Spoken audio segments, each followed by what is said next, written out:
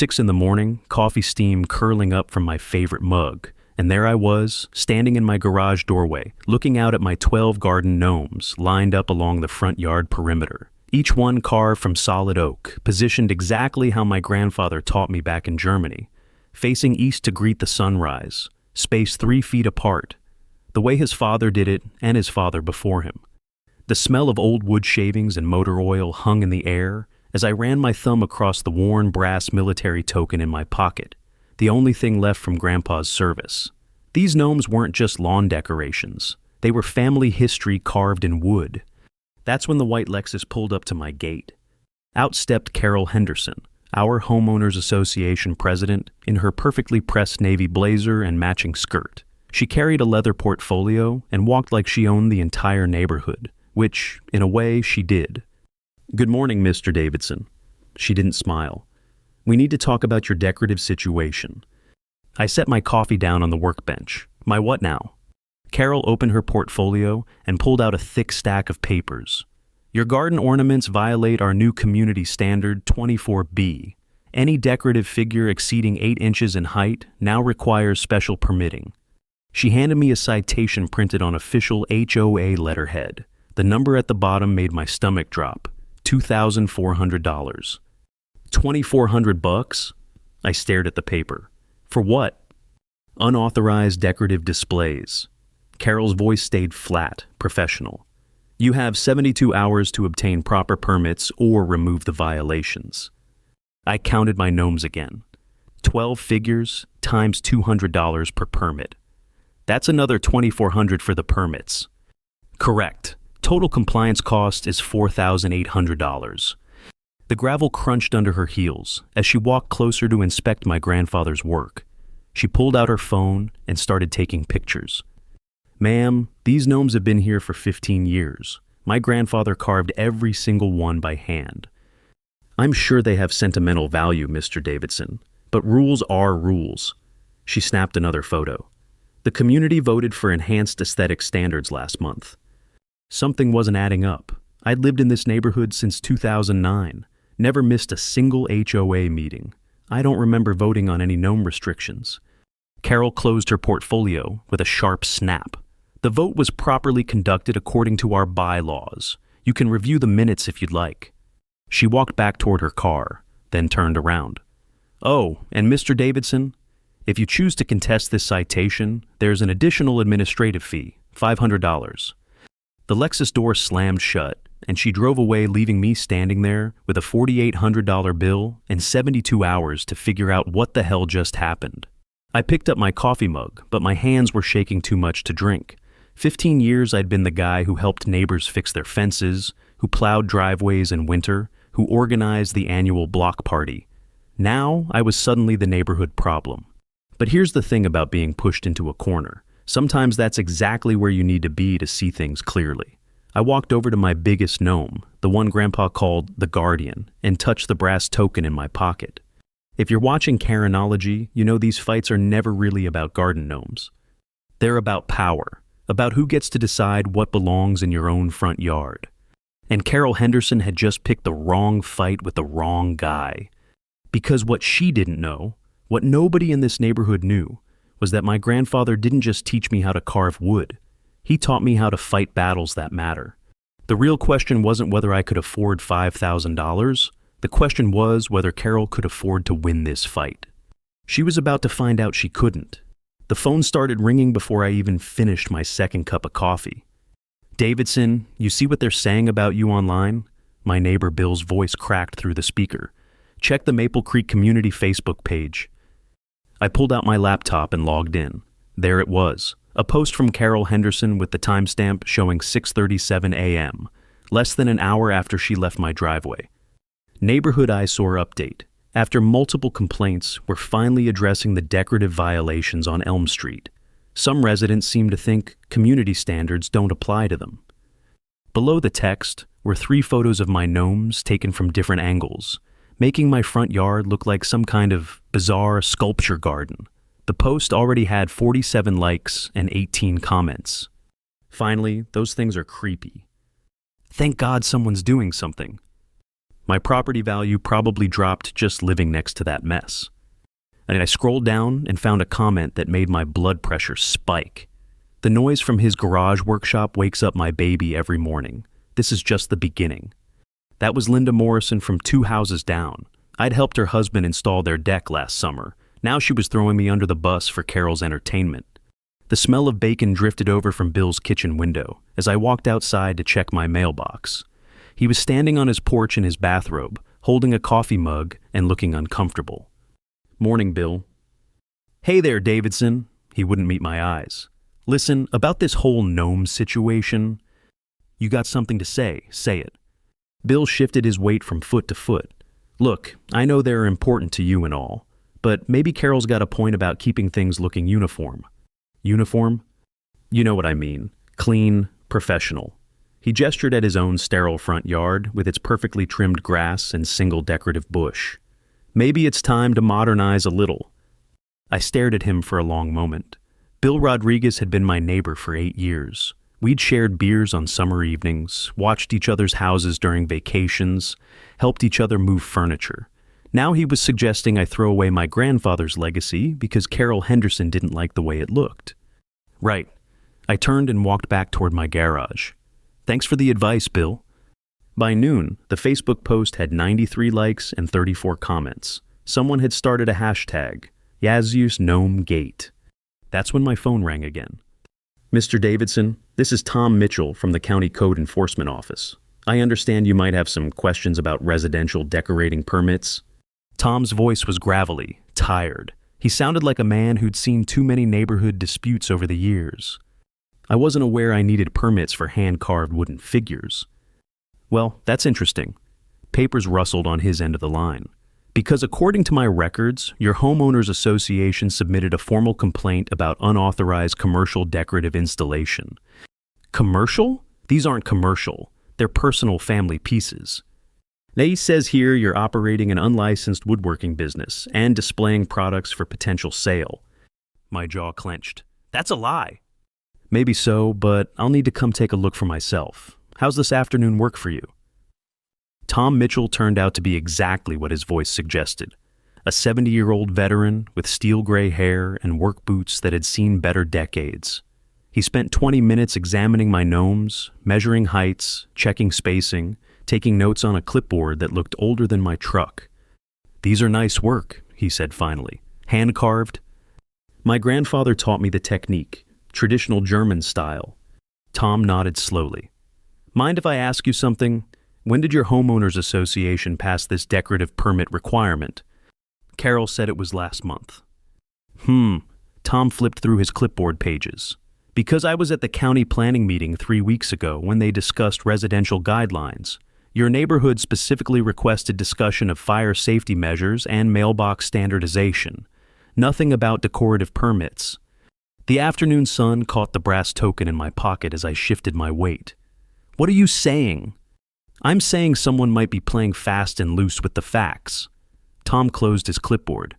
"Tell you what, Mr. Davidson, I'm going to need to review the actual HOA meeting minutes before I can process any violations. County policy." He walked back toward his truck, then turned around. "Nice work on that guardian gnome, by the way. That's old-school craftsmanship right there." As Tom's truck disappeared around the corner, I felt the first spark of hope I'd had all day. Carol Henderson might have the neighborhood convinced I was some kind of problem case, but she'd just made a critical mistake. She'd gotten the government involved. And government people like Tom Mitchell, they actually read the fine print. The real question was what Carol would do when she realized her perfectly crafted narrative was starting to fall apart. By Thursday morning, 3 of my gnomes had vanished. I discovered it when I went outside to check the mail. The guardian was still there, along with 8 others, but the 3 smallest ones, including the apprentice gnome Grandpa had helped me carve when I was 12, were gone. Just empty spots in the grass where they'd stood for 15 years. The smell of fresh coffee from my kitchen couldn't calm the rage building in my chest as I walked the perimeter of my yard looking for any sign of what happened. No tire tracks, no footprints, nothing disturbed except for those 3 precise empty spaces. My phone buzzed with a text message from an unknown number. Decorative violations removed per HOA enforcement authority. Additional charges apply. CH. I called Carol Henderson directly. Davidson residence violations. Her voice was crisp and professional when she answered. Carol Henderson speaking. Where are my grandfather's gnomes?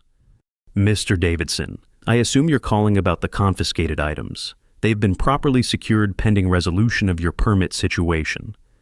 Confiscated? You stole them from my yard. The Homeowners Association has full authority to remove violations that present ongoing community standards breaches.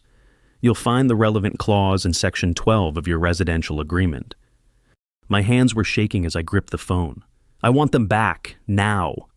That will be possible once you've obtained proper permits and paid associated administrative fees. The confiscation storage fee is $40 per day per item. As of this morning, you owe $360 in storage charges. $360, plus the original $2,400 in fines, plus $2,400 more for permits I shouldn't need, plus $40 per day accumulating like compound interest on my grandfather's work. This is theft, Carol. This is community enforcement, Mr. Davidson. Perhaps if you'd been more cooperative initially, we could have avoided these additional measures. The line went dead. I stood in my kitchen staring at my phone, trying to process what had just happened. In less than 48 hours, I'd gone from being a respected neighbor to being treated like a criminal. My family heirlooms were locked up somewhere, accumulating daily fees I couldn't afford to ignore. The brass token felt warm in my pocket as I walked back outside to look at the empty spaces again. Grandpa's voice echoed in my memory. Sometimes the hardest battles are the ones fought in your own backyard. That's when Tom Mitchell's county truck pulled into my driveway. Morning, Mr. Davidson. Tom climbed out carrying a thick manila folder. Got a minute to chat? Depends what you found in those HOA minutes. Tom's weathered face creased into something that wasn't quite a smile. That's exactly what I want to discuss. Mind if we sit down? We settled onto my front porch steps, the morning sun warming the wooden boards beneath us. Tom opened his folder and pulled out several photocopied pages. I reviewed the Maple Creek Homeowners Association meeting minutes for the past 6 months, he began. Interesting reading. Find anything about decorative permits? That's the thing. Tom flipped through the pages. The September meeting, the one where Carol claims the community voted on new decorative standards. According to the official minutes, they discussed exactly 3 items: fire hydrant access improvements, mailbox color coordination, and snow removal contractor selection. My pulse quickened. Nothing about garden decorations? Nothing, but here's where it gets really interesting. Tom pulled out another document. I also pulled the original residential covenant for your neighborhood, the one every homeowner signed when they purchased their property. He handed me the paper. The text was dense legal language, but Tom had highlighted one specific section. Read paragraph 15C out loud for me. I squinted at the highlighted text. Residents maintaining properties in accordance with established cultural or historical traditions shall be afforded reasonable accommodation for ancestral decorative practices, provided such displays do not violate county safety ordinances. The words hit me like a physical blow. Cultural traditions? Your neighborhood was specifically designed to accommodate families with European heritage backgrounds. It's part of what made it attractive to buyers back in 2008. Tom leaned back against the porch rail. Did you know that when you bought this place? The realtor mentioned something about cultural preservation, but I thought that was just marketing language. Nope, it's legally binding, which means Carol Henderson just confiscated protected cultural artifacts. Tom's not quite smile turned into something more definite. That's a county violation, a big one. For the first time in 3 days, I felt like I could breathe properly. The empty spaces in my yard suddenly looked less like defeat and more like evidence. But Tom wasn't finished.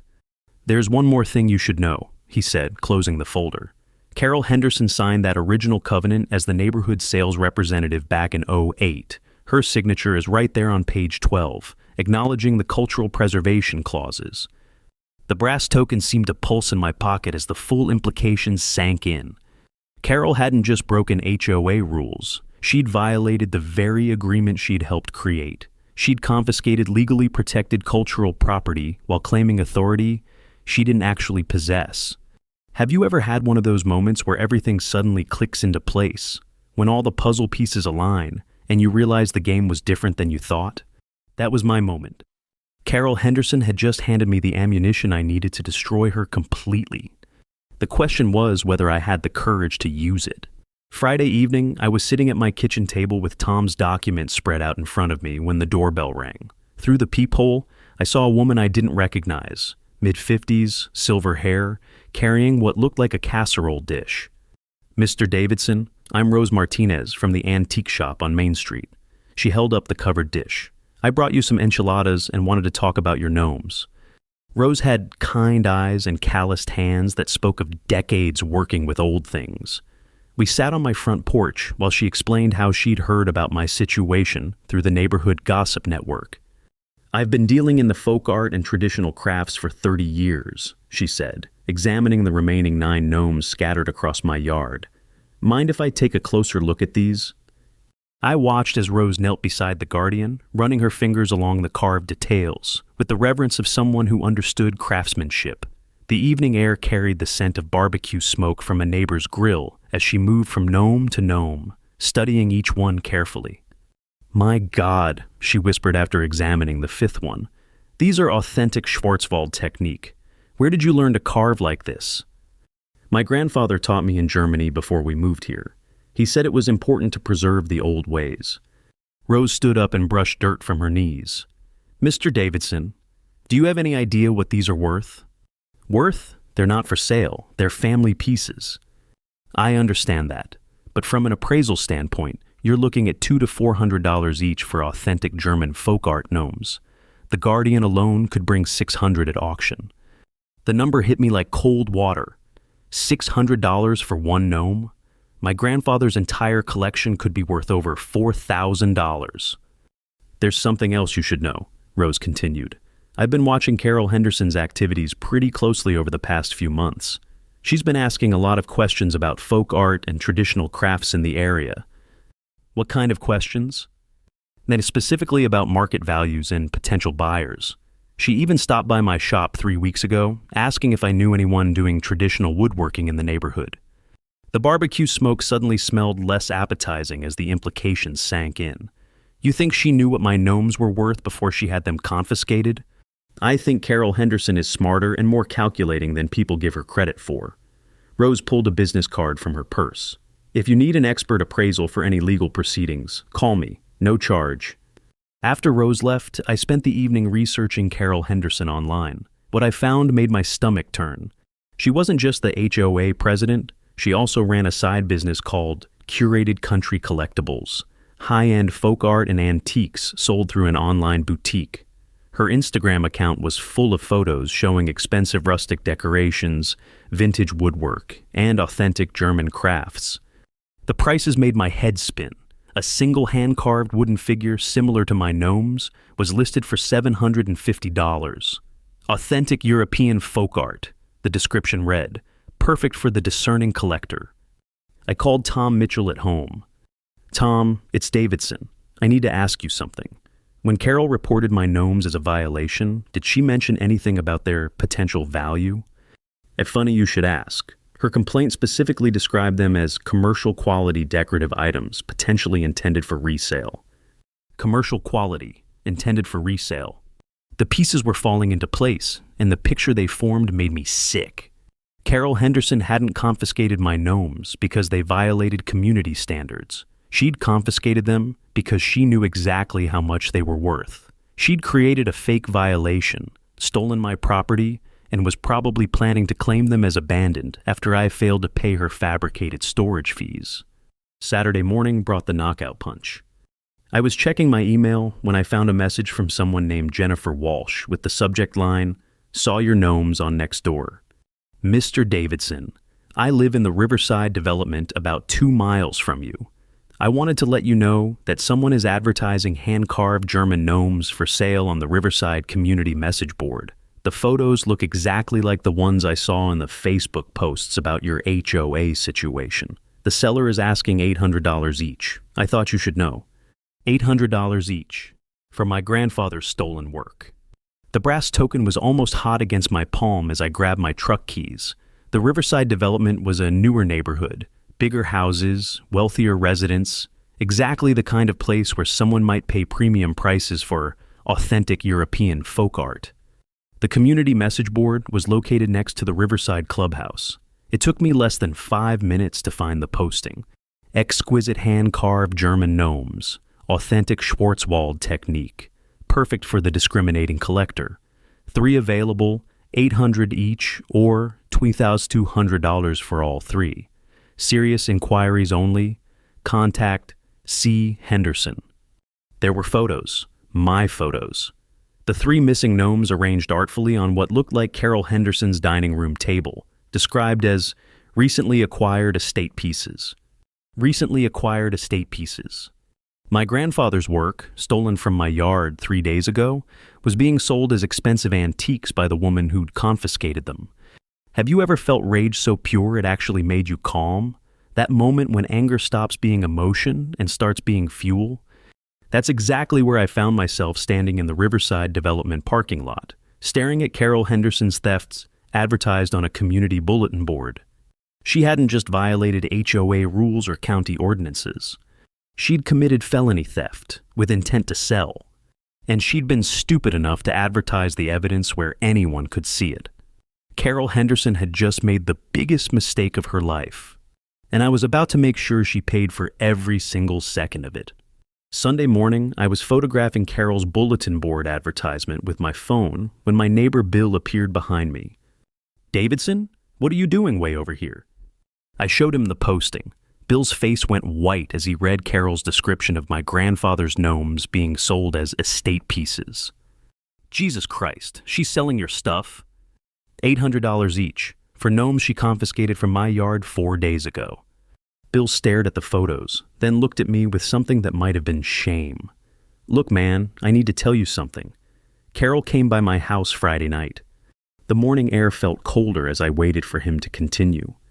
She offered me $200 to sign a formal complaint about noise from your workshop, said it would help strengthen the community standards case." Bill's voice got quieter. "I told her I'd think about it." "And?" "I was going to do it, Davidson. I'm not going to lie to you. $200 is $200, and Janet's been complaining about medical bills." The brass token felt heavy in my pocket. Another piece of Carol's puzzle clicking into place.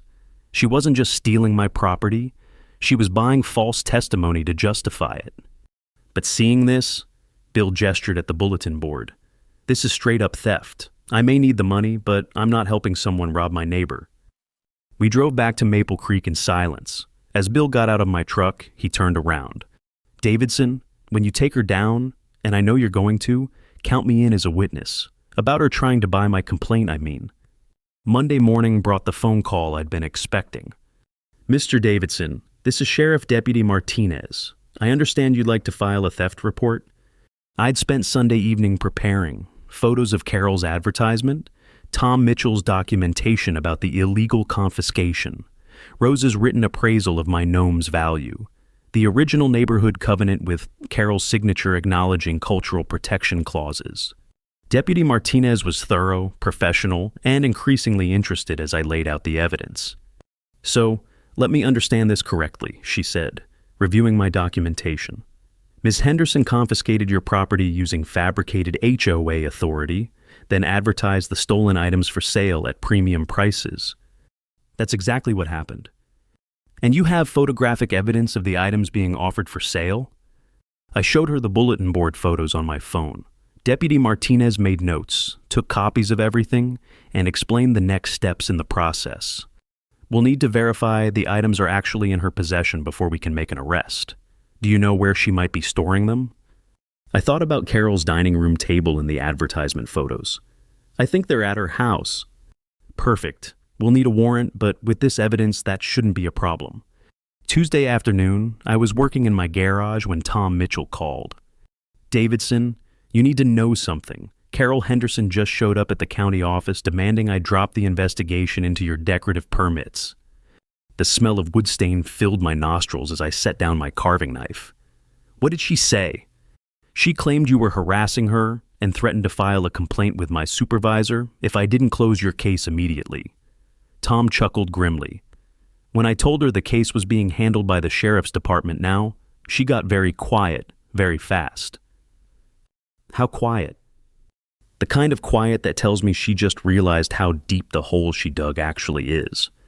That evening, Rose Martinez knocked on my door again. "I thought you should see this," she said, handing me a printed email. "Carol Henderson contacted me this afternoon. She wants to sell 3 recently inherited German folk art pieces through my shop. She's asking for a rush consignment agreement." I read the email twice. Carol was trying to legitimize her theft by running my grandfather's Gnomes through Rose's established antique business. "What did you tell her?" "I told her I'd need to examine the pieces first to verify their authenticity. We're meeting tomorrow afternoon at her house." Rose smiled grimly. "I thought the sheriff's department might be interested in the timing." Wednesday morning brought the moment I'd been waiting for. Deputy Martinez called at 9:15. "Mr. Davidson, we have a warrant to search Carol Henderson's residence. Would you be available to identify your property if we find it?" "I'll be there." Carol's house was a pristine colonial in the expensive part of Maple Creek, with perfectly manicured landscaping and a 3-car garage. Deputy Martinez and 2 other officers were waiting in the driveway when I arrived. Carol answered the door in a silk robe and pajamas, her hair disheveled, coffee mug in her hand. The confident HOA president from 4 days ago was nowhere to be seen. "What is this about?" Deputy Martinez handed her the warrant. "We're investigating reports of stolen property, ma'am. We need to search your residence." "Stolen property? This is ridiculous. I demand to speak to your supervisor." "You can make that call after we complete our search." It took less than 10 minutes to find them. My 3 missing gnomes sat on Carol's dining room table, exactly as they had appeared in her advertisement photos. The apprentice gnome I'd carved with my grandfather when I was 12. The twin fisherman he'd finished the year before he died. The garden keeper that had watched over our vegetables for 15 summers. "Are these your missing items, Mr. Davidson?"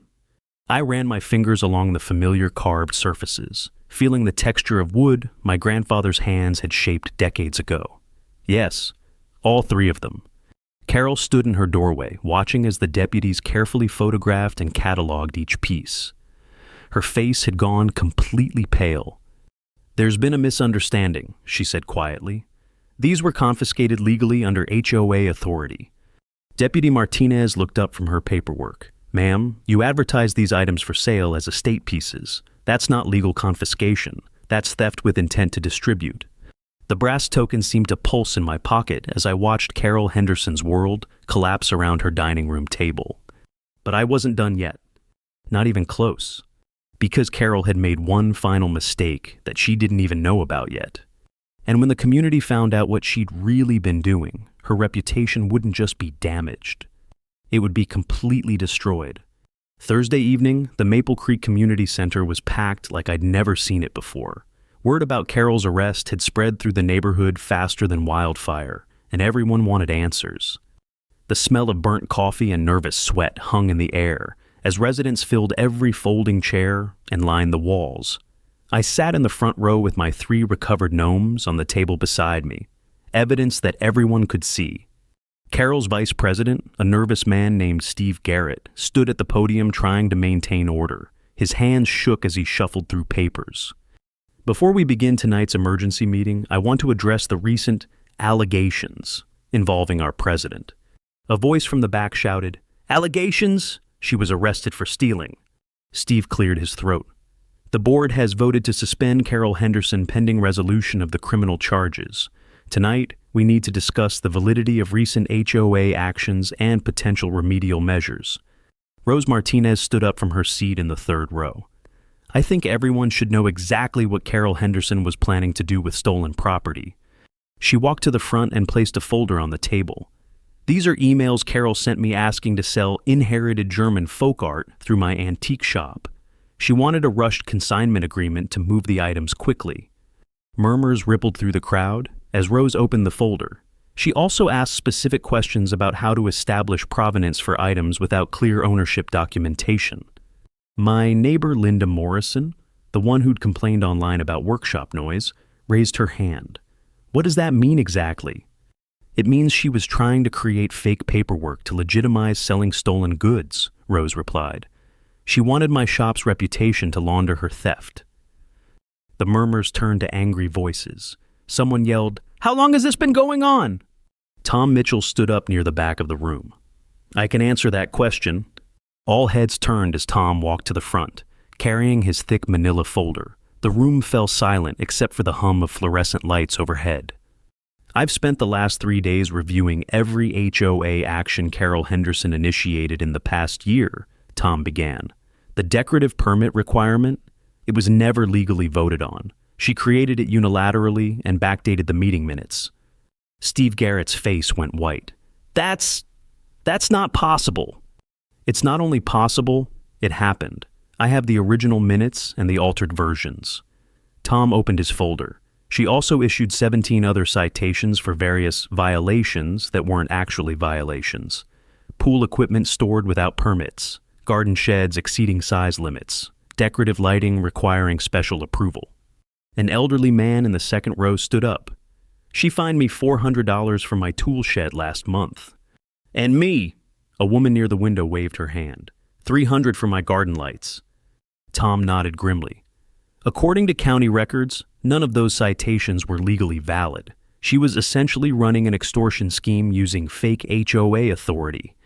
The room erupted in angry voices. People were standing up, shouting over each other, demanding answers. Steve Garrett banged a wooden gavel repeatedly, but no one was listening anymore. That's when I decided it was time. I stood up and walked to the podium. The brass token felt warm in my palm as I pulled it out and set it on the table next to my grandfather's gnomes. "Can I have everyone's attention?" The room gradually quieted. 43 neighbors turned to look at me. Some apologetic, some angry, some just confused.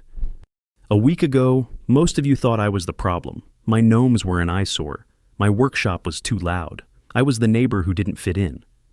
I picked up the apprentice gnome, the one I'd carved with my grandfather when I was 12. Carol Henderson counted on that. She knew if she could turn you against me first, nobody would question her authority later." The room was completely silent now, except for the soft whir of the ventilation system. But here's what she didn't understand about this community. When people see real evidence of what's right and what's wrong, they choose what's right. I gestured toward Bill Rodriguez, sitting in the fourth row. Bill could have taken Carol's money to sign a fake complaint against me. He chose not to.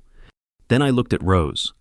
Rose could have helped Carol sell my stolen property through her shop. She chose to help catch her instead.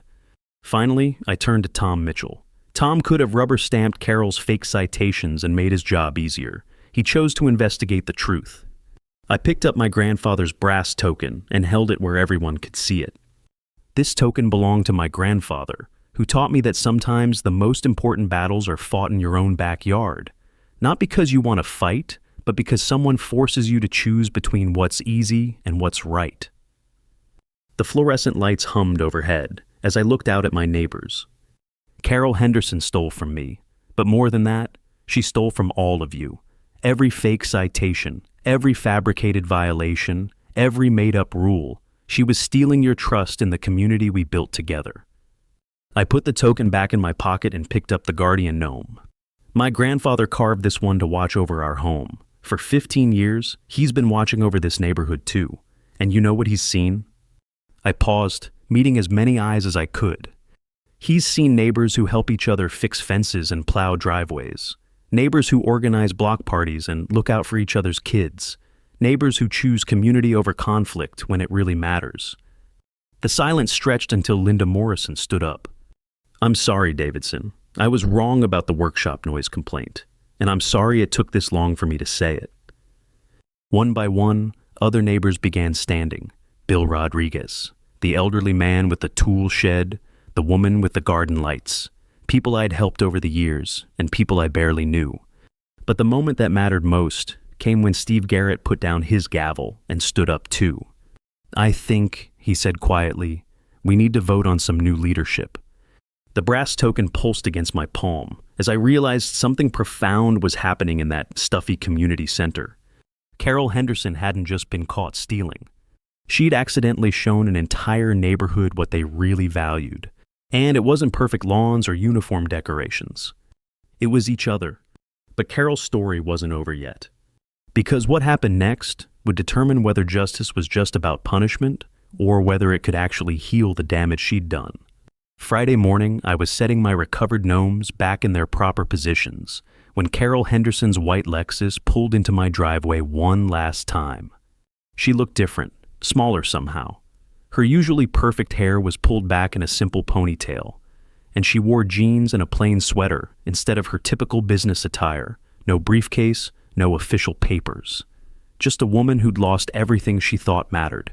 The autumn air carried the scent of burning leaves from somewhere down the street as she walked slowly across my yard toward where I was kneeling beside the guardian gnome.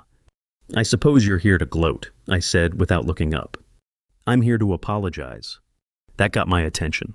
I stood up and turned to face her, the brass token solid and reassuring in my pocket. For what exactly? Carol's voice was barely above a whisper. For all of it. The fake citations, the theft, turning the neighborhood against you. She paused, looking at my grandfather's gnomes arranged around the yard. For not understanding what these meant to you. Understanding wouldn't have stopped you. You knew exactly what you were doing. "You're right," she nodded slowly. "I did know, and I convinced myself it was justified because I was maintaining community standards, because I was protecting property values, because I was doing what needed to be done." A cardinal landed on the guardian gnome's hat and chirped once before flying away. "The truth is, I was stealing. From you, from everyone who paid those fake citations, from the community that trusted me." Carol's hands were shaking slightly. I told myself I was preserving order, but I was really just controlling things, controlling people. I waited, watching her struggle with words she'd probably never said out loud before. "My lawyer says I'll probably serve 6 months in county jail. Restitution to everyone I defrauded, community service, and of course, I'll have to resign from every volunteer position I've ever held." It sounds about right. But there's something else. Carol reached into her purse and pulled out a check. "This is for $8,000. It's everything I have in savings. I know it won't undo the damage, but I want you to use it however you think it would help the community most." I took the check and looked at it.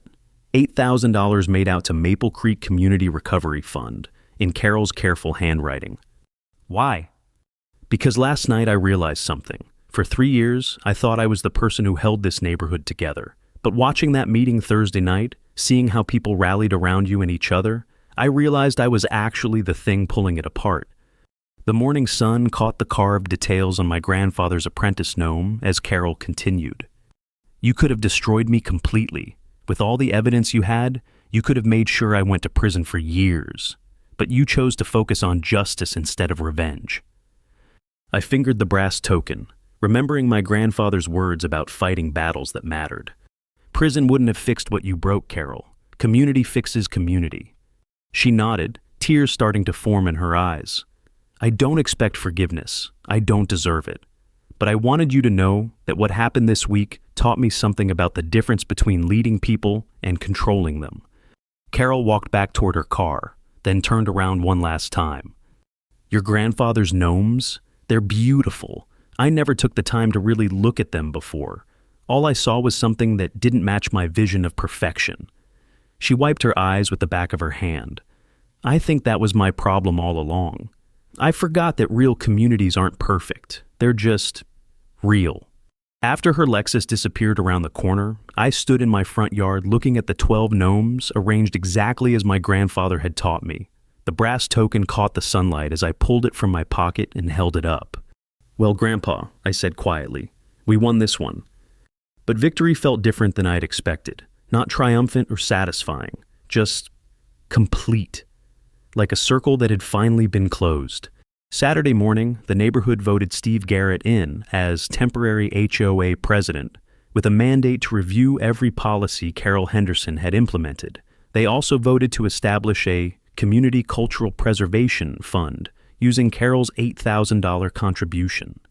The fund would help neighbors maintain family traditions, cultural displays, and personal heritage projects without fear of arbitrary citations or fabricated violations.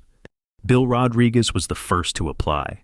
He wanted to restore his grandfather's Mexican tile work in his backyard. Linda Morrison applied to install traditional Italian herb garden markers her grandmother had described to her as a child. By Sunday afternoon, 17 families had submitted applications. Rose Martinez stopped by that evening to see how the gnomes looked back in their proper places. "You know," she said, admiring the guardian as the sunset painted him golden, "I think your grandfather would be proud of more than just the woodworking." "What do you mean?" "You could have used that brass token to buy your way out of this fight. Sold the gnomes, paid Carol's fake fees, moved somewhere else. Instead, you used it to anchor yourself and stand your ground." I looked down at the token in my palm. The military insignia was worn smooth from decades of my grandfather's thumb, rubbing across it when he was thinking hard about something important. He always said the most valuable things can't be bought or sold. They have to be earned through how you treat people when it matters most. Rose smiled. "Sounds like wisdom worth carving in wood." As Rose walked back to her car, I knelt beside the guardian gnome one more time. The evening air smelled like wood smoke and possibilities as I placed my grandfather's brass token at the base of the carved figure. Not as a memorial, but as a promise. A promise to keep watching over this community we'd fought to protect. A promise to remember that real leadership comes from bringing people together, not tearing them apart. A promise to preserve not just the old traditions, but the values that make them worth preserving. Have you ever noticed how the best victories aren't about defeating enemies?